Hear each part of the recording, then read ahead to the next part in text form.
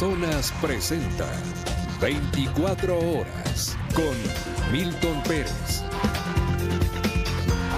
Amigos, buenas noches. Bienvenidos a las noticias de hoy. En el país se discute el pedido del presidente Noboa para que fuerzas especiales extranjeras apoyen en la lucha contra el crimen organizado. La Cancillería ya busca los mecanismos legales. Ocurre mientras las mafias siguen arremetiendo. Aquí empezamos. El presidente de la República criticó a la Asamblea Nacional por evitar asumir una postura sobre la necesidad de contar con apoyo internacional en materia de seguridad.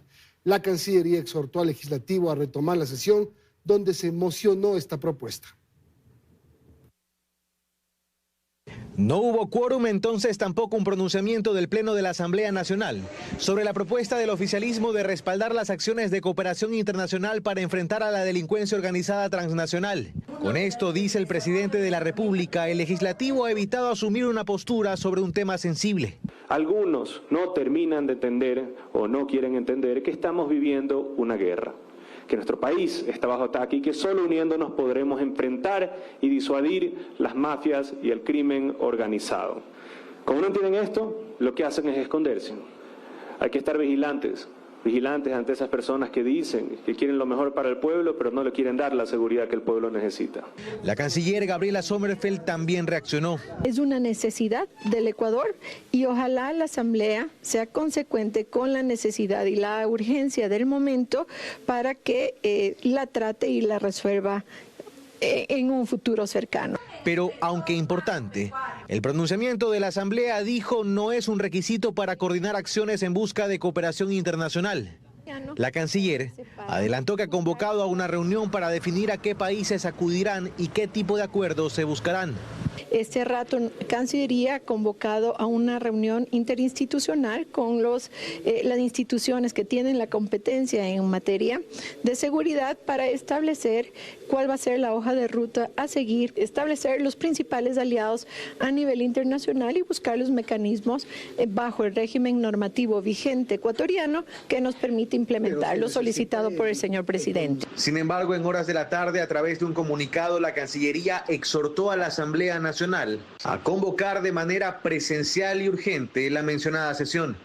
El pasado miércoles el gobierno informó su intención de que de manera temporal se incorporen fuerzas especiales de países aliados para apoyar y potenciar las acciones de las Fuerzas Armadas y la Policía Nacional, aprovechando además para exhortar a la Asamblea a pronunciarse sobre la reforma parcial a la Constitución, que también ha planteado el régimen, que busca eliminar la prohibición de establecer bases militares extranjeras en el país.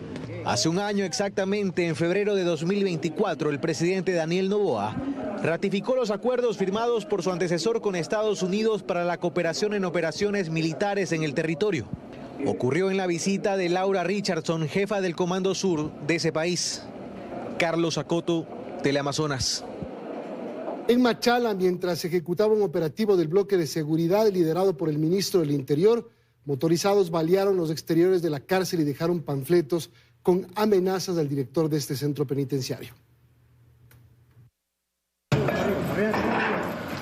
Por tierra y por mar, se realizó un mega operativo en el sector de Puerto Bolívar, provincia del Oro. Las Fuerzas Armadas, en coordinación con equipos tácticos del Ejército y liderado por el ministro del Interior, Fausto Buenaño, allanaron 45 viviendas y varios muelles en los barrios 5 de diciembre y 4 de abril, denominados zonas calientes de la parroquia urbana de Machala. Hay una facción que se fraccionó, se dividieron y empezaron a enfrentarse entre ellos. Por eso del incremento de muertes violentas. Es un enfrentamiento entre los dos, los lobos Fox y los lobos originales. En la intervención, el bloque de seguridad decomisó municiones, armas de fuego y artefactos electrónicos. Además, desarticuló una estructura de delincuencia organizada. Tenemos 13 aprehendidos, un detenido, una estructura desarticulada en flagrancia de los GAO Soulbox. Mientras se ejecutaba el mega operativo por el bloque de seguridad, en otros puntos de Machala se reportaron detonaciones de artefactos explosivos. El rato que llegamos a Pampón también, el rato que llegamos, llegó la policía con mi persona y activaron una alarma. También tienen una alarma que están avisando a todos esos integrantes de los G2 que está presente la fuerza pública en el lugar. De forma simultánea, varios sujetos armados que se movilizaban en motocicletas llegaron al exterior de la cárcel de Machala. Los motorizados dispararon en reiteradas ocasiones ocasiones al centro penitenciario y al abandonar el lugar dejaron panfletos. En uno de ellos, la amenaza directa al director de la cárcel de Machala, Patricio Morales, quien sufrió un ataque armado en diciembre de 2024 mientras se movilizaba en una camioneta blindada. Él y su conductor resultaron heridos. Al exterior del recinto penitenciario llegaron de inmediato personal militar y policial para acercar el lugar y evitar posibles desmanes, mientras el ministro del Interior, Fausto Benaño, se trasladó a las instalaciones del EQ 911 de Machala, donde se mantiene en reunión con miembros del bloque de seguridad y autoridades municipales de la provincia del Oro. En lo que va de febrero 2025 ya se registran alrededor de 27 muertes violentas, cifra que deja a Machala en el top 10 de las ciudades más violentas del mundo. Erika Vera, Teleamazonas. Un militar fue asesinado en el sur de Guayaquil. En este caso hay 3 menores de edad retenidos, mientras en Durán el operativo Tormenta 19 dejó 9 apresados, entre ellos un sujeto vinculado con un intento de sicariato a un policía. Es el segundo militar asesinado en menos de una semana en Guayaquil. En esta ocasión se trata del cabo primero Javier Carchi Jordán, marino en servicio activo que laboraba en la base naval sur en Guayaquil. El hecho violento se produjo la mañana de este jueves en el distrito Estero, sur de la ciudad. La víctima se dirigía a su lugar de trabajo cuando antisociales intentaron sustraerle sus pertenencias y al no dejarse robar, procedieron a quitarle la vida con un arma de fuego. Posterior a ello, los antisociales se dan a la fuga. Inmediatamente la Policía Nacional y las Fuerzas Armadas ejecutaron un operativo en la isla Trinitaria. En este sector se intervino un domicilio. Ahí se aprehendió a 3 adolescentes que estarían vinculados en el asesinato del militar. Los jóvenes tienen entre 13 y 16 años. También se decomisaron 2 armas de fuego, droga y teléfonos celulares. Dentro de las armas que se encontraron en el domicilio se encontró un fusil de largo alcance y se encontró un subfusil de fabricación estadounidense, el cual se presume que pudo haber sido empleado para el cometimiento del crimen. Mientras tanto, en horas de la tarde de este jueves, en La Alborada, personal policial identificó un vehículo con vidrios polarizados. Le indicó que detenga la marcha. El conductor del automotor hizo caso omiso y fue en ese momento cuando inició una persecución. Logrando la detención de la marcha del automotor en el sector de Sauces 8, disparándole al neumático, lo que logró la detención, ya que este ciudadano que conducía el vehículo intentaba atropellar a los servidores policiales.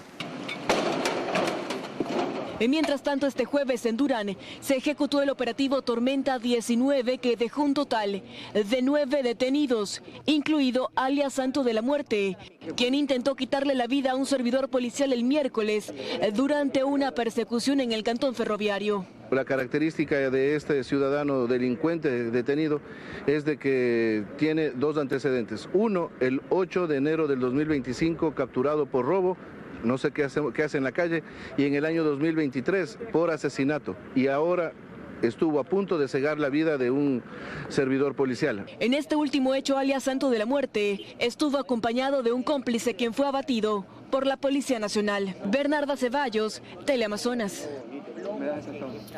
La Armada del Ecuador interceptó una nueva embarcación con más de 1.5 toneladas de droga en las Islas Galápagos. Esta incautación se suma a la realizada hace pocos días en el sur del archipiélago, donde se decomisaron más de 1.8 toneladas de cocaína. En este operativo hubo 3 detenidos, uno de ellos venezolano. Mientras en Guayaquil la policía interceptó un camión con 1,5 toneladas de droga a la altura de la isla Trinitaria. En este caso hay 2 detenidos. Reforzar la presencia militar en los puertos del país debería ser una prioridad para el Estado, aseguran consultores en temas de seguridad. Según datos de la ONU, desde Ecuador sale más del 70% de la cocaína que se consume a escala mundial. Lo que nosotros queremos es que se incaute la droga aquí, en Ecuador o en Sudamérica. Este es el pedido que constantemente solicitan representantes de otros países al Estado ecuatoriano. Y es que durante los últimos 4 años, a escala internacional, se han decomisado más de 300 toneladas de droga que salieron desde los puertos de Ecuador, según información policial.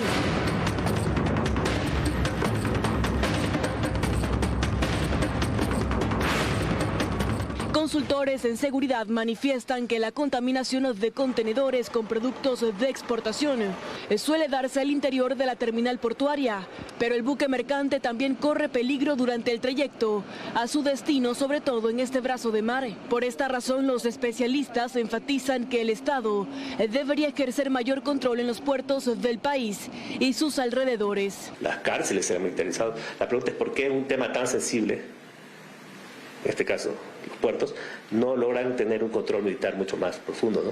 Los organizaciones criminales buscan vulnerabilidad. Y eso justamente lo encontraron en el Ecuador. La militarización de las terminales portuarias por disposición presidencial duró una semana, del 3 al 11 de febrero.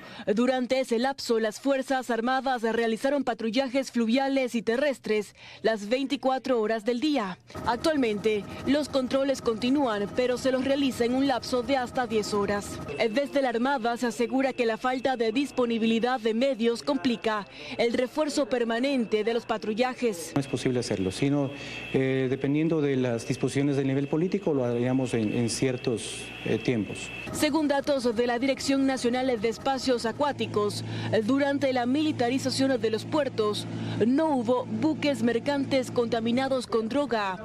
Esto a diferencia de lo ocurrido tras la culminación del refuerzo de los controles. Este último fin de semana, por ejemplo, se conoció de la contaminación de un buque. El hecho ocurrió a 45 millas náuticas de Manta. No, la autoridad marítima, cuando recibió la alerta por parte del capitán, desplegó a sus medios, los cuales lograron decomisar a bordo de este barco prácticamente 2 toneladas que fueron desembarcados en el puerto de Manta. Según datos de la Policía Nacional, hasta finales de enero, cerca de 6 toneladas de droga se han decomisado en las terminales portuarias a escala nacional. Bernarda Ceballos, Teleamazonas.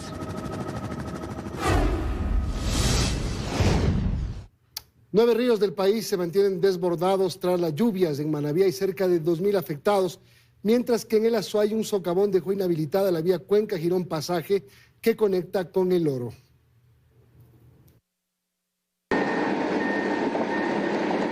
Así quedó el sector de Estancia Vieja,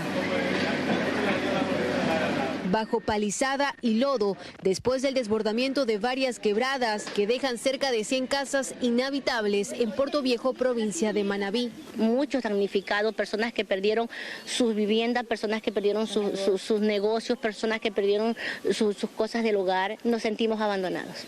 Este nudo crítico se extiende hasta la vía Puerto Viejo-Santa Ana, dejando unas 2.000 personas afectadas. Necesitamos un dragado de río urgente. Todos los años es lo mismo, mi amigo. Nosotros tenemos una vía principal de primer orden, donde bajan personas, comerciantes con ganado, limón. Así también esta misma vía comunica a otros cantones como Santa Ana, Colón, Cádiz y Ayacucho. El panorama de Rocafuerte dentro de esta misma provincia no es diferente. Los estragos de las intensas lluvias también han provocado que la comunidad de San Miguel acumulen lodo y escombros, dificultando el tránsito vehicular y para los residentes. Pero el pico más alto de la temporada invernal también golpea a la provincia del Azuay, pues la vía Cuenca-Girón Pasaje permanece cerrada tras un socavón que provocó el colapso de la mesa de rodadura en el kilómetro 66 en el sector El Ramal. Durante toda esta jornada se ha observado maquinaria despejando esta vía para poder habilitar un carril y abrir el tránsito vehicular. Este es el segundo acceso de la vía que conecta la provincia del Azuay con Manabí, que se ve afectada por las precipitaciones. Y debido a esto se han habilitado vías alternas para vehículos livianos y tiene las calles internas de Santa Isabel.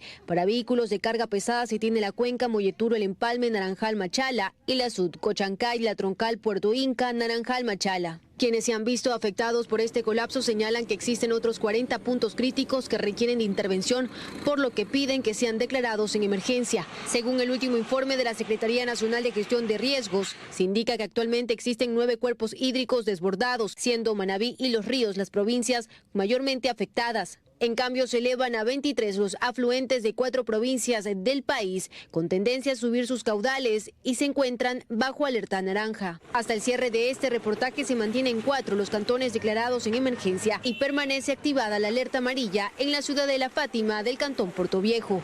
Astrix Ingrid, Teleamazonas. Las fuertes lluvias provocaron el hundimiento de la calzada, llevándose parte de la vía Loja-Malacatos en el sector de Dos Puentes. El paso vehicular está cerrado y se habilitaron rutas alternas. La temporada invernal comienza a dejar estragos en el sur del país.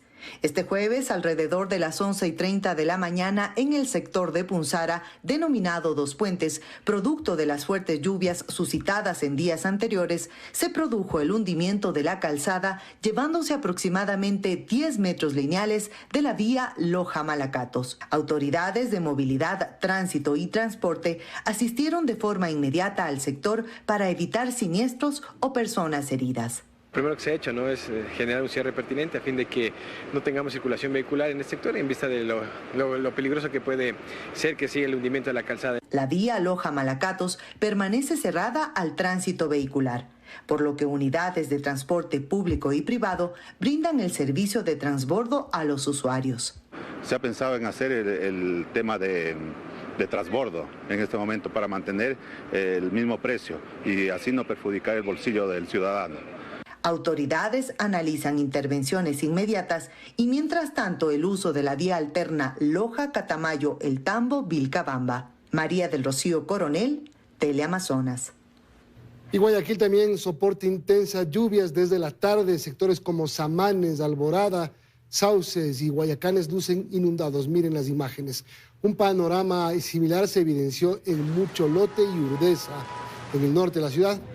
Videos compartidos por usuarios en redes sociales muestran un gran congestionamiento vehicular en las principales vías del norte y centro de Guayaquil.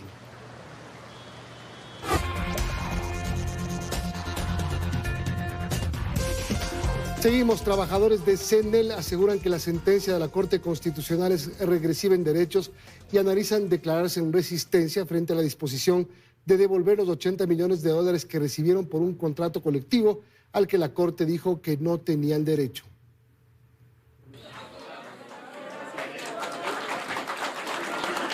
Como representante de los funcionarios de CNEL y dirigente de la Central Única de Trabajadores, Richard Gómez, insiste en que los servidores de la empresa pública CNEL tienen derecho a la contratación colectiva.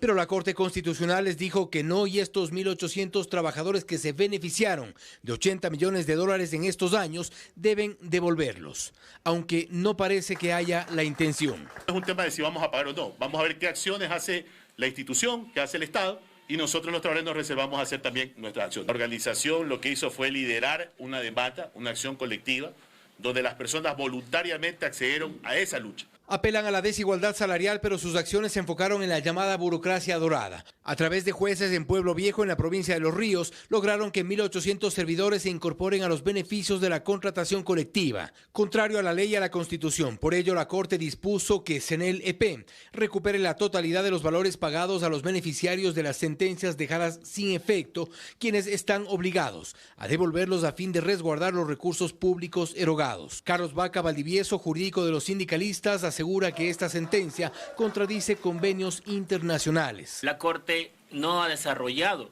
los derechos de los trabajadores a la sindicalización y a la contratación colectiva, ni tampoco el derecho establecido por la Organización Internacional del Trabajo en el Convenio 100 sobre la igualdad salarial. Gómez, quien fue el protagonista de esta iniciativa de incorporar beneficiarios al contrato colectivo a través de jueces en Los Ríos, dice que con la decisión de la Corte Constitucional se va a quebrar a quienes deban devolver el dinero. Los beneficios solamente son comisariato, subsidio de antigüedad y subsidio familiar. ¿Quiénes son los afectados? Deudores de préstamos quirografarios 1.129, deudores de préstamos hipotecarios 499, alimentantes de SUPA, de pensiones alimenticias, donde van a ser afectados los hijos, 80, personas con discapacidad 117, personas con enfermedades catastróficas 34, de mujeres embarazadas y en periodo de maternidad y lactancia 49, de las ex empresas eléctricas fusionadas en CNEL son 557 personas. De momento no hay una estrategia definida, no descartan movilizarse, tampoco una huelga de hambre o declararse en resistencia. Para los dirigentes es una pretensión por la que seguirán peleando. Fausto Yepes, Teleamazonas. Más de 200.000 adultos mayores y personas con discapacidad recibieron su pago por devolución de IVA. Según el gobierno, con estas acreditaciones las cuentas se ponen al día.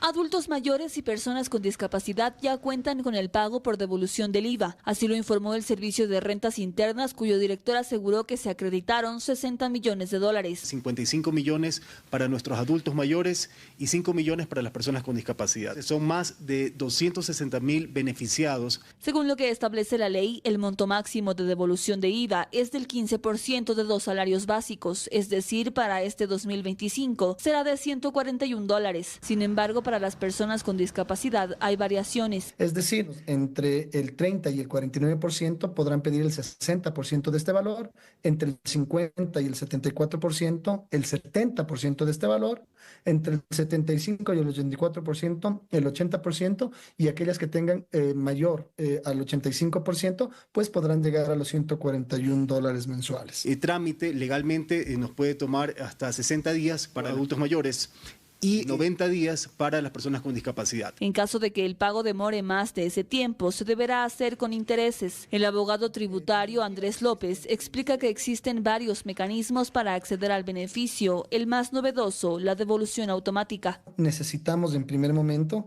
contar con la clave y el usuario. Usted puede proceder directamente a realizar la solicitud de devolución mecánicamente. La más novedosa, la más nueva, es a través del mecanismo de la devolución automática. Es necesario que la persona adulta mayor o persona con discapacidad genere un código, ¿sí?, único, personal e intransferible, que tendrá que ser presentado al momento de hacer el consumo en bienes y servicios en los aprobados por el Servicio de Rentas Internas. Por este concepto, en el año 2024 se pagaron 400 millones de dólares y cada mes el SRI recibe al menos 400.000 solicitudes. Lucía Clavijo, Teleamazonas. El empleador que tenga mínimo 25 trabajadores estará obligado a contratar a por lo menos un empleado mayor de 40 años de edad. Así lo dispone la ley para evitar la discriminación por edad en el sistema laboral aprobado por la Asamblea esta semana.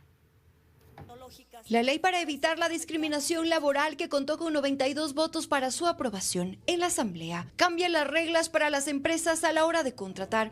Establece que todo empleador que tenga una nómina mínimo de 25 trabajadores debe contratar por lo menos uno que supere los 40 años de edad. Esta disposición es progresiva hasta que el quinto año, por lo menos, el 4% de sus empleados estén en ese rango de edad. Ahí hay una responsabilidad social, o sea, todos tenemos que ser inclusivos, tratar de que estas personas también cumplan un rol. No todos están de acuerdo con esta obligatoriedad.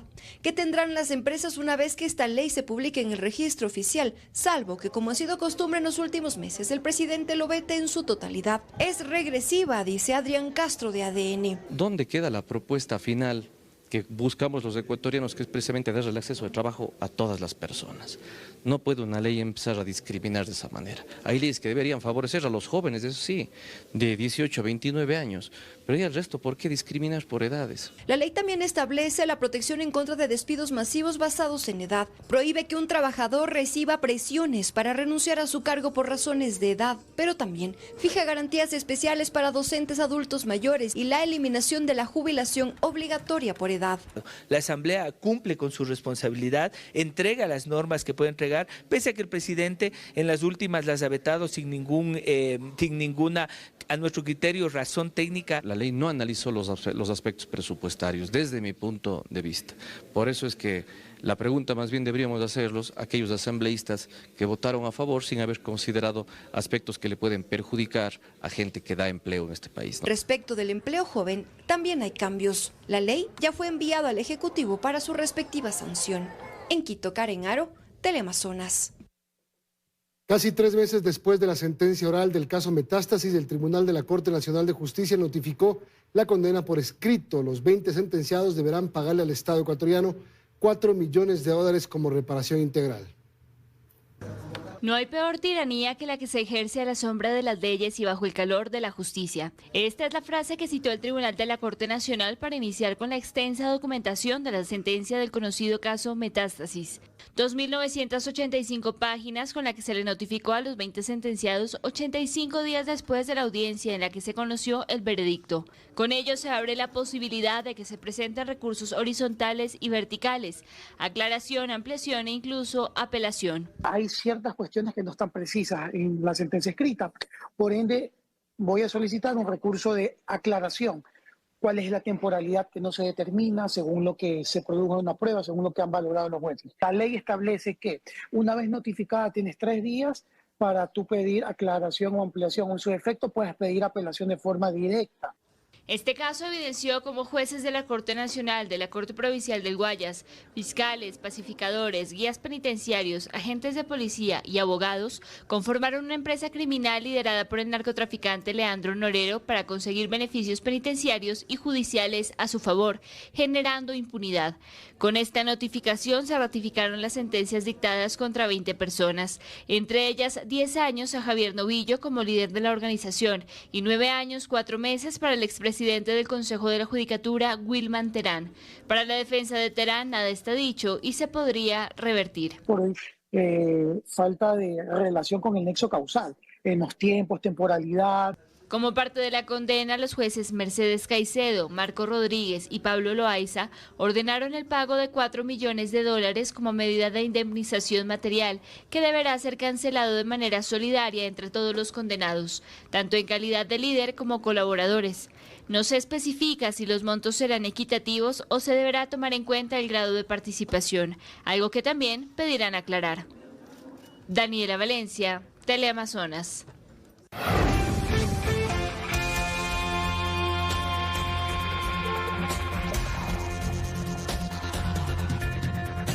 Seguimos. La madrugada de este jueves, 2 sujetos ingresaron a la fuerza a la central política de Anabela Asín en una de las sedes de ADN en Quito. En los videos de cámaras de seguridad se puede observar cómo salen de la edificación con bolsas negras. Según los coordinadores de la sede, los sujetos se llevaron una computadora con información privilegiada y propaganda de ADN.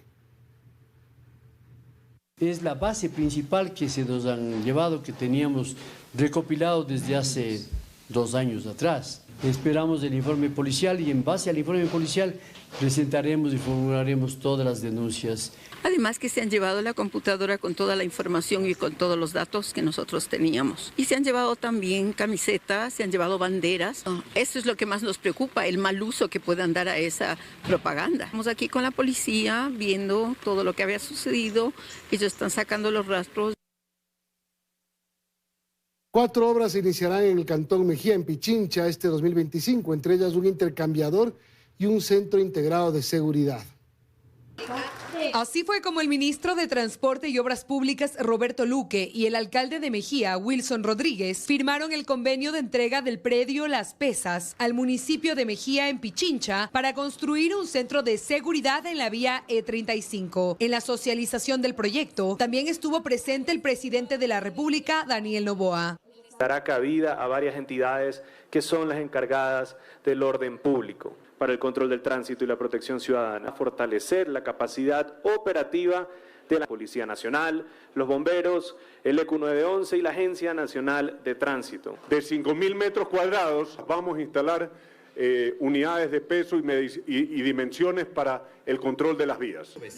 Además, anunciaron 3 obras más que se llevarán a cabo este año en el Cantón Mejía. La ampliación a 6 carriles de la vía entre Tambillo y Machachi en la entrada sur a Quito. Un intercambiador de tráfico de Mejía. La construcción de 3 pasos peatonales elevados sobre la E35. Totalmente la vía va a quedar descubierta y va a haber un flujo vehicular enorme.